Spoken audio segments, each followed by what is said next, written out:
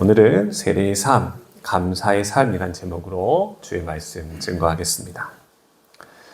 여러분, 우리 마음속에서는 늘 싸움이 일어나고 있는 것을 느껴보신 적이 있으실 겁니다.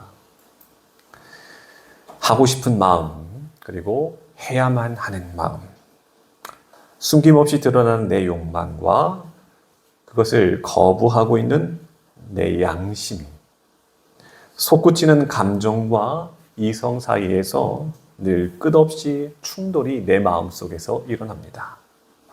그런데 여러분, 이것이 갑자기 생긴 문제는 아니에요. 사실 오래전부터 사람들이 고민했던 문제입니다. 여러분 잘 아시는 철학자들이 있는데, 여러분 플라톤은요, 인간의 마음을 가지고 이성과 의지와 욕망이 서로 뒤엉켜서 싸우는 그런 전장이다, 이렇게 표현했어요. 아리스토텔레스는요, 이 갈등을 더 나은 선택을 하기 위한 배우는 그러한 과정이다, 이렇게 말했어요. 또 프로이드는요, 인간의 내면을 가지고 욕망, 양심, 그리고 그 사이에서 흔들리는 자아, 이렇게 설명을 했습니다. 이야기 들어보면 어떠세요? 이 철학자들의 이 말이 이토록 피부에 와닿게 느껴지는 이유는요, 이건 그냥 학문이 아니라 사실 우리의 현실이기 때문에 그래요. 그렇습니다. 여러분, 우리의 인생은 누가 뭐라고 해도 나입니다. 내가 내 인생의 주인공이에요. 그래서 여러분, 나는 내가 원하는 대로 살려고 오늘도 수많은 선택들을 하게 되는 겁니다. 그런데 삶을, 아니요, 오늘 이 하루만도 좀 생각을 해보자고요. 네, 이상한 일이 자꾸 벌어지는 거예요. 분명 내 인생의 주인이 나라고 이야기를 하는데 정작 내 감정이 나를 이리저리로 막 흔들어대는 거예요. 막 나를 끌고 다닙니다. 아침에는 분명히 결심했어요. 마음을 다 잡았다고요. 근데 누군가 나에게 던진 무심코 그 한마디에 내 마음이 무너져요. 예상치 못한 그 일 때문에 내 기분 하나가 언짢아지고 내 마음 자체가 휘청인다는 거예요. 순간 욱하는 마음 때문에 오늘 하루가 온통 엉켜버리는 거예요. 오늘은 꼭 이렇게 살아야지, 이렇게 결심을 했는데 얼마 지나지 않아서 내 옛 습관이 어김없이 고개를 쓱 내밀 때가 있다라는 겁니다.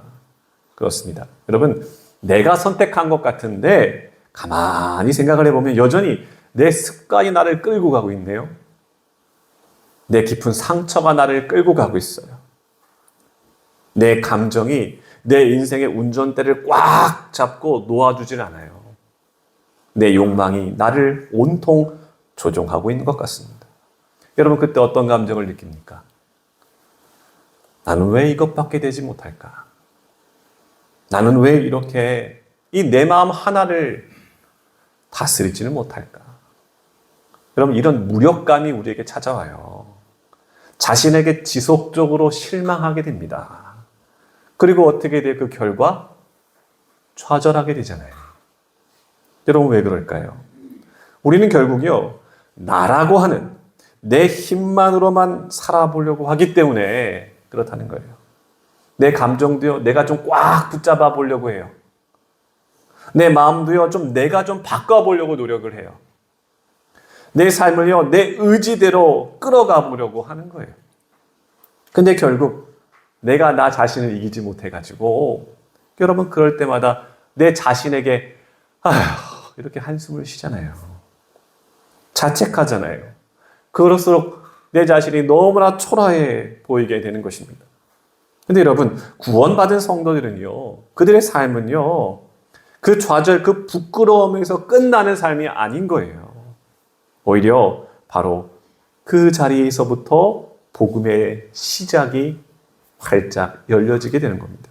왜냐하면 우리가 내 삶의 주인은 나입니다 라고 하면서 아주 자신만만하게 살다가 실패하게 되고 낙심하게 되고 내 삶이 무너져 내릴 때 하나님은 우리를 절대로 나무라지 아니하시고 은혜의 길로 새로운 길로 인도해 주시기 때문에 그래요. 여러분, 내 힘으로 사는 삶의 한계가 결국 내 인생에 언젠간 드러나게 될 때, 여러분, 그 순간이 바로 주님의 은혜를 다시 붙잡아야 할 때이다 라고 하는 겁니다.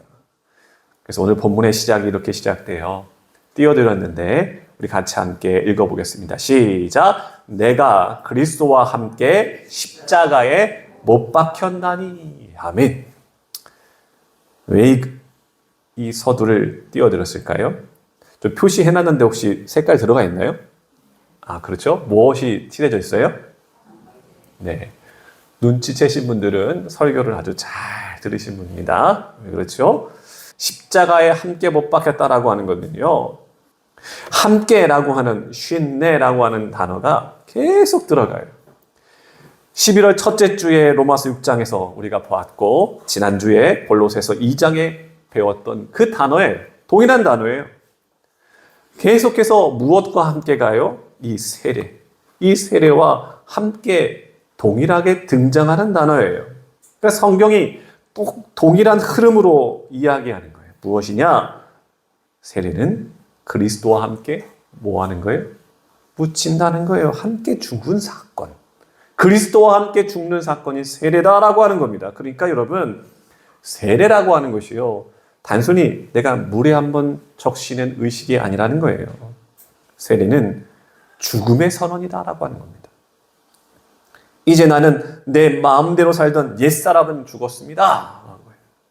이제 나는 주와 함께 십자가에 못 박힌 사람입니다. 라고 하는 거예요. 죽음에 대한 이야기를 좀 드리면 대부분 표정이 밝아지진 않습니다. 여러분, 죽음이라는 이 표현을 들으면 들을 때마다 싫어요. 매번 들어도 이거는 낯설어요. 그러나 성경은 아주 분명하게 말해요. 세례는 내가 죽고 예수님이 내 안에 사시는 자리다라고 말이죠. 근데 여러분, 문제는요, 우리는 죄에 대해서는 나는 죽었습니다 라고 선언을 하면서도 왠지 떳떳하지를 못하는 거예요. 여러분 어떠세요? 여러분, 이 고백하면서 여러분 마음에 떳떳함이 있으십니까? 아니, 솔직히요, 세례 받았는데도 여전히 내 감정이 먼저 앞서고 내 고집이 꺾여지지 않고 내 상처가 계속 되살아나서 우리를 괴롭힐 때가 많잖아요. 여러분, 저도 그래요. 설교하려고 강단에 서지만, 목회자라고 하지만 저도 여전히 내가 살아서 움직이는 순간들이 있더라는 거예요. 그럴 때마다 주님, 아이고, 이 마음 하나를 다스릴 수가 없네요. 그런 생각이 있어요. 여러분, 그러면 오늘 바울은 거짓을 이야기하고 있는 거네요? 말도 안 되는 이야기를 하고 있는 거네요? 여러분, 바울이 지금 거짓말하고 있는 걸까요? 아니라고 당당히 이야기해야 되지 않을까요? 아닙니다. 여러분, 바울이 말하고 있는 이 죽음은요, 과거의 사건 그리고 플러스 오늘인 거예요. 오늘 적용해야 한다라고 하는 말씀인 거예요. 주님이 진 십자가에서 우리도 이미 그 보혈로 말미암아 우리 죄를 몽땅 짓고 죽으셨으므로 우리도 그와 함께 십자가에 못 박아 죽었다라고 하는 거예요. 근데 우리가 경험한 그 매일매일의 죽음이 오늘 내 삶에 적용돼야 한다라고 하는 말씀인 거예요. 그 맥락에 찾아보면 예수님께서 어떻게 이야기하셨느냐? 제가 띄워드렸어요. 누가복음 9장 23절 함께 읽어볼까요? 시작. 또 무리에게 이르시되 아무든지 나를 따라오려거든 자기를 부인하고 날마다 제 십자가를 지고 나를 따를 것이니라. 아멘. 날마다요, 날마다. 매일, 오늘, 그리고 지금 내가 져야 된다는 거예요. 사랑하는 성도 여러분, 세례라고 하는 의미가요, 단지 그날 세례받았으니까 그날 한 번 죽었습니다 라고 하고 끝나는 게 아니라는 거예요. 무슨 말이에요? 주여, 나는 오늘도 죽습니다. 오늘 내가 주님 앞에 십자가를 집니다. 이런 신앙의 결단이라고 하는 겁니다. 그렇다면 나는 무엇이 죽은 것일까요? 여러분, 무엇이 죽었습니까? 안 죽었다고요? 내 뜻이 죽었습니다. 내 감정이 내 인생의 왕노릇했던 것, 오늘도 발버둥 치면서 살았던 것, 그것이 죽었습니다. 미움과 상처를 붙잡았던 그 마음이 죽었습니다. 내 욕심이 주인이었던 지난 날이 죽었습니다. 여러분, 이 죽음이 있어야 거기서부터 새 생명이 시작이 되는 거예요. 그래서 우리는 이렇게 질문하게 되는 겁니다. 여러분, 질문해 보세요. 여러분, 옛 과거는 정말 죽은 사람이 맞나요? 내 감정이 주인이 아니라 정말 예수님이 여러분의 인생의 주인이 되십니까? 나는 내 생각, 내 경험, 내 계획으로 반응하지 않고 오직 주님의 뜻을 묻고 계십니까? 여러분, 내가 죽지 않으면 그 다음으로 연결되는 귀한 진리를 놓치게 됩니다. 우리가 11월을 살아가고 있어요. 이 11월 우리가 다시금 발견하고 붙들며 살아내야 할 중요한 주제가 있습니다. 그 진리가 무엇이죠? 감사요, 감사. 11월의 감사. 근데 여러분, 옛사람이요, 여전히 내 인생에 버티고 있는 한 여러분, 감사는 절대로 나올 수가 없다라는 겁니다. 그냥 말뿐인 감사로 살아가는 거예요. 그러니까 우리 인생이 늘 공허하죠. 왜 오늘 성경의 말씀은 이렇게 말합니다. 감사는 내 감정, 내 욕심, 내 옛 자아, 그 가운데서는 감사가 나올 길이 없어요. 감사는 옛 자아, 옛 사람이 죽은 사람만이 고백할 수 있는 고백이다라고 하는 겁니다. 왜냐하면 여러분, 이제 나는 내 삶의 주인이 내가 아니기 때문에 그래요. 나를 사랑하사 나를 위해서 자기 몸까지 버리신 그 예수님께서 내 인생의 주인이 되시기 때문에 그래요. 자, 이제 본문의 두 번째 고백을 함께 고백해 보겠습니다. 띄워드렸는데요. 우리 함께 읽어볼까요? 시작. 이제는 내가 사는 것이 아니요 오직 내 안에 그리스도께서 사시는 것이라. 여러분, 이 말이 얼마나 놀라운 고백인지 아십니까? 바울이 지금 고백하는 것은요, 자기 인생이 변했다는 거예요. 자신의 인생의 주인공이 완전히 변했다라고 하는 거예요. 그래서 바울이 어떻게 고백합니까? 내가 사는 것이 아니다 라고 하는 고백인 거예요. 여러분, 오늘의 이 말씀 많은 분들이 암송할 거예요. 알고 있을 거예요. 심지어 오늘도 이 말씀이구나 라고 기뻐하실 분이 계셨을 거예요. 근데 여러분, 이 말씀을 아는 데서 그치지 말고 살아내는 건 어떨까요? 또 다른 문제일까요? 왜 그럴까요? 내 감정이 살아있고 내 생각이 앞서고 내 기질이 먼저 반응하고 내 자존심이 발동하고 있고 내 상처가 툭툭 나를 건드리기 때문에 그래요. 제가 지난주에도 여러분에게 질문을 드렸잖아요. 여러분, 우리가 세례를 받으면 그때부터 완전히 다른 사람으로 확 바뀌나요? 그건 아니에요. 세례는 출발점이라고 말씀을 드렸어요. 세례받았다고 갑자기 완성되는 성도의 삶이 아니라고 말씀을 드린 거예요. 근데 여러분, 내 인생의 주인이 바뀌었다라고 하면 제일 먼저 나타나게 되는 현상이 무엇인지 아십니까? 어떤 현상이 일어날까요? 내 안에 주인공들의 다툼입니다. 충돌이에요. 왜냐하면 여전히 내 옛사람이 살아있으면 계속해서 명령합니다. 분명 저 사람이 잘못했잖아. 화가 나지. 화를 왜 참아 도대체. 네 기분대로 해. 마음껏 해. 너도 할 말은 해야지. 라고 말이죠. 그런데 이제 내가 새 주인을 맞이했으니 그 주님께서 이렇게 말씀하는 거예요. 야, 기다려봐라. 야, 너 좀 참아라. 야, 너는 용서해라. 앞이 캄캄하냐? 나를 보아라. 내가 너의 인생, 너의 삶을 붙들고 있노라. 여러분, 너무도 자연스럽게 내 마음속에서 두 주인이 충돌하는 겁니다. 여러분, 이게 우리의 삶의 일상이라고요. 근데 계속해서 말씀을 이어서 보시면 오직 내 안에 그리스도께서 사시는 것이라 라고 말씀하고 있습니다. 이 말씀이 중요해요. 여러분, 여기서 사신다 라고 하는 이 말, 헬라 원어로 보면은요, 살아, 역사하신다 라고 하는 뜻입니다.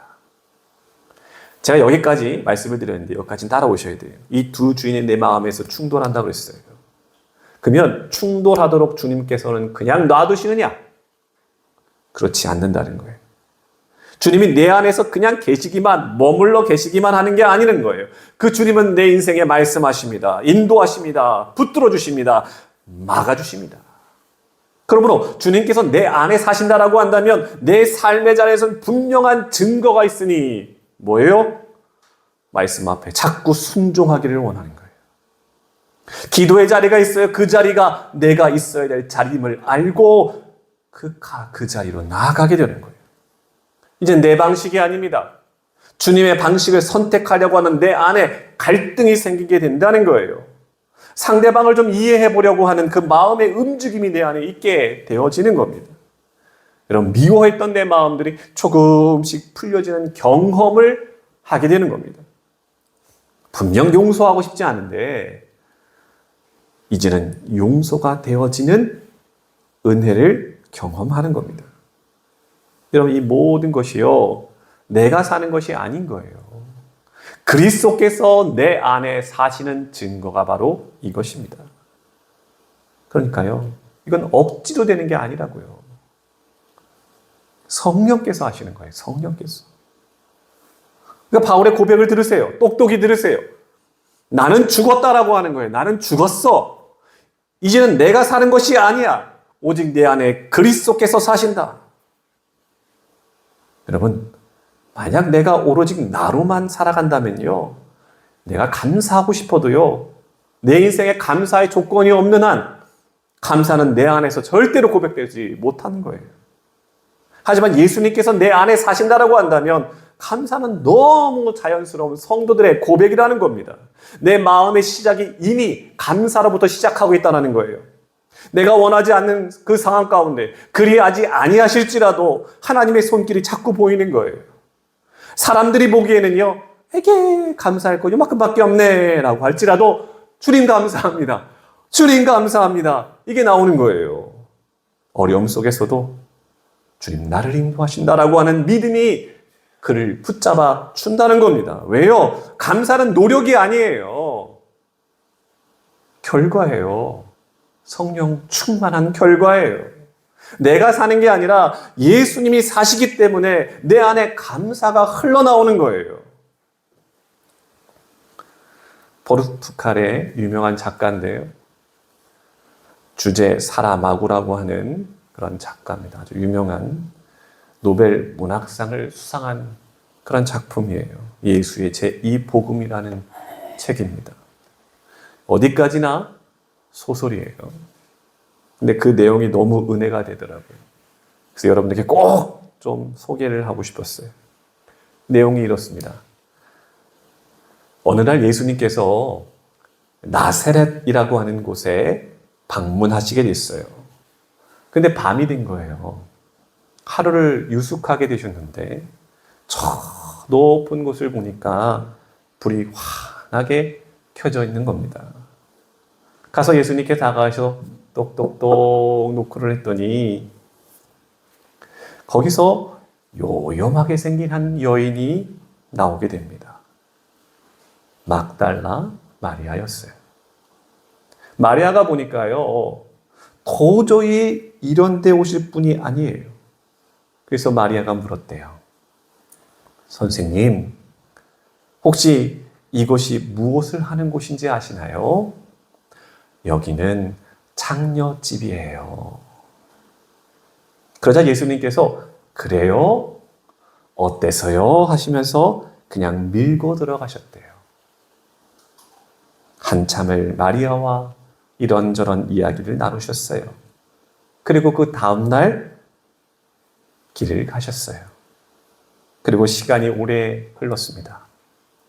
예수님은 마리아가 어떻게 지내는지 매우 궁금했어요. 이제는 그 일을 좀 안 했으면 좋겠는데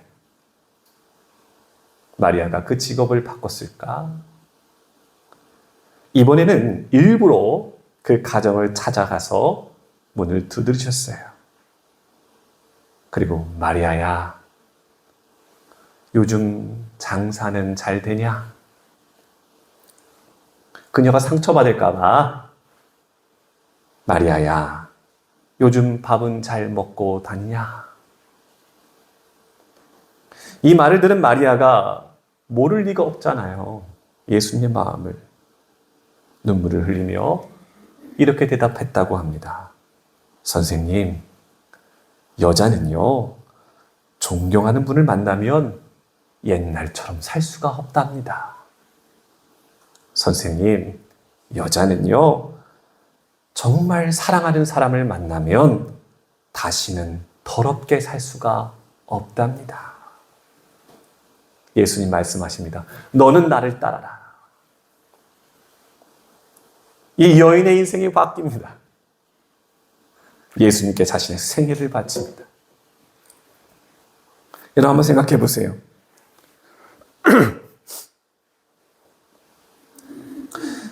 만일 예수님께서 처음 이 마리아의 집에 방문하셨을 때 선생님, 여기가 어딘지 아십니까?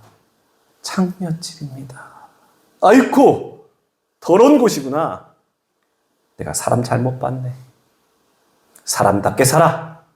라고 하면서 돌아섰다라고 한다면 아마 그녀는 영원히 버려진 인생을 살게 됐을 겁니다. 예수님의 깊은 사랑이에요. 그것 때문에 마리아가 구원받은 겁니다. 예수님의 그 깊은 사랑, 죄인인 우리까지도 구원받게 될 줄로 믿습니다. 그 말씀을 우리에게 주는 거예요. 본문의 마지막 부분인데요. 우리 함께 읽어볼까요? 시작. 나를 사랑하사 나를 위하여 자기 자신을 버리신 하나님의 아들을 믿는 믿음 안에서 사는 것이라. 아멘. 여러분, 바울은요, 아주 중요한 사실 이것을 선언합니다. 나를 사랑하사 나를 위하여 자신을 버리신. 여러분, 이 세 단어가 구원받은 성도들의 삶입니다. 여러분, 세례가 무엇입니까? 내가 주님을 사랑하겠습니다 라고 하는 선언의 시작이었습니다. 근데 우리가 이제 세례의 의미를 깊이 좀 묵상하고 있잖아요. 벌써 4주잖아요. 이제 이 고백이 어디까지 흘러가야 돼요? 내가 주님을 사랑하겠습니다로 멈추지 말고 아니요, 주님이 나를 먼저 사랑하셨습니다라고 하는 고백으로 나아가야 된다는 거예요. 세례는 내가 하나님께 다가가겠다라고 하는 결단이 아니라 하나님 내 인생으로 성큼 다가오신 은혜라고 하는 겁니다.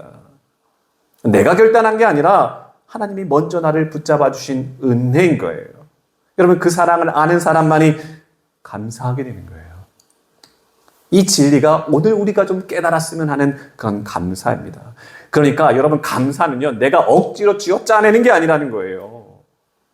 주님으로부터 사랑받은 사람이라고 한다면 자연스럽게 내 입술에서는 감사가 나오게 된다는 거예요. 근데 여러분, 이 추수의 때에 얼마나 우리가 이 주변의 풍경만 봐도 얼마나 아름다워요. 교회에서 부르는 찬송도요, 그냥 은혜가 되는 거예요. 여러분, 감사의 제목들 하나씩 꺼내보세요라고 하면 금방 우리가 감사의 제목들이 막 떠오르게 될 거예요. 근데 여러분, 여러분의 삶이 지금 힘들고 고난이 찾아온다고 생각해 봅시다. 근데 여러분에게 오늘의 이 설교로 여러분 감사하십시오 라고 이야기하면 아이고 감사합니다 할 분들 많이 없을 거예요. 잘 나오지 않아요. 감사하려고 해도요, 노력해도 잘 안 되는 거예요. 감사의 기도 제목을 꺼내 놓으십시오라고 하면요, 금방 떠오르지를 않는 거예요. 여러분, 그럴 때 만일 오늘 이 말씀을 듣고 계시다라고 한다면 참 내 마음에 감사가 없구나 이렇게 느끼실 수도 있을 것 같아요. 그러나 오늘 성경의 말씀을 귀 기울여 들어보세요. 감사는요, 여러분의 마음의 기분이 아니라고요. 구원받은 성도들은 우리의 정체성 자체가 감사라고 하는 거예요. 우리가 여전히 옛사람으로 살면요, 감사는 내가 억지로 쥐어짜내야 되는 거예요. 억지로 하는 거예요. 그러나 이 감사는요, 내가 억지로 막 애써야 쥐어짜내야 하는 게 아니라는 거예요. 왜요? 그리스도께서 내 안에 살아 숨쉬는 사람은 감사가 흘러나오는 겁니다. 왜냐하면 예수님께서 내 삶에, 내 하루하루에 늘 인도해 주시기 때문에 그래요. 나를 붙들어 주시고 계시기 때문에 그래요. 그리고 내 인생을 돌아보면, 아니요, 오늘 하루만 돌아봐도 하나님 나를 이렇게 사랑하시는구나, 이게 보이기 때문에 그래요. 그렇습니다. 감사는 내가 어떤 노력을 한 결과가 아니에요. 주님이 내 안에 살고 계시다라고 하는 증거가 감사입니다. 여러분, 세례받은 사람은 어떻게 살아내야 될까요? 오늘 말씀을 드리며, 이 말씀 내게 주신 말씀이군요 라고 하면 감사가 됩니다. 예배할 때도요, 오늘 나를 불러주셨군요 라고 하는 은혜가 있을 때 감사는 흘러갑니다. 내 삶의 문제를 만나도 감사하게 되는 겁니다. 여러분, 사람을 대할 때도요, 계산하지 않아요. 주님이 보내셨다. 그러니까 감사가 되는 거예요. 작은 은혜를 받았다 할지라도 모든 것이 주님의 은혜입니다 라고 하는 것이 감사가 내 삶에 넘치는 거예요. 여러분, 세례의 삶은 감사 없는 삶이라고 이야기한다라고 하면 그거는 불가능한 겁니다. 왜냐하면 내 안에 사시는 분 그 자체가 감사의 근원 되시는 예수 그리스도이기 때문에 그렇습니다. 여러분, 지난주에 우리 김기아 성도님 세례식이 있었잖아요. 여러분, 그날 우리는 다시 한번 우리 본강교회가 감사가 무엇인지 모두 다 목격하는 현장이었습니다. 여러분, 그분 스스로 이렇게 예배당에 오셨지만 사실 우리가 이제 고백하게 되는 건 뭡니까? 하나님이 그분의 인생을 붙드셨다라고 하는 거예요. 그리고 그 구원의, 그 세례의 감격을 모두 다 증인으로 보게 하셨다는 거예요. 여러분, 이것을 기억하는 게 바로 감사로 살아내는 겁니다. 여러분, 세례가 구원받은 사람들의 감격의 그 출발점이었다라고 한다면 오늘 우리의 감사는 그 감격을 내가 살아내는 삶이 되어야 한다는 거예요. 세례가 구원의 확신이었다라고 한다면 감사는 구원받은 성도들의 은혜 받은 삶이다라고 하는 겁니다. 말씀 정리해 볼까요? 여러분, 세례는 그리스도와 함께 죽고 그리스도와 함께 살아난 구원받은 성도들의 고백입니다.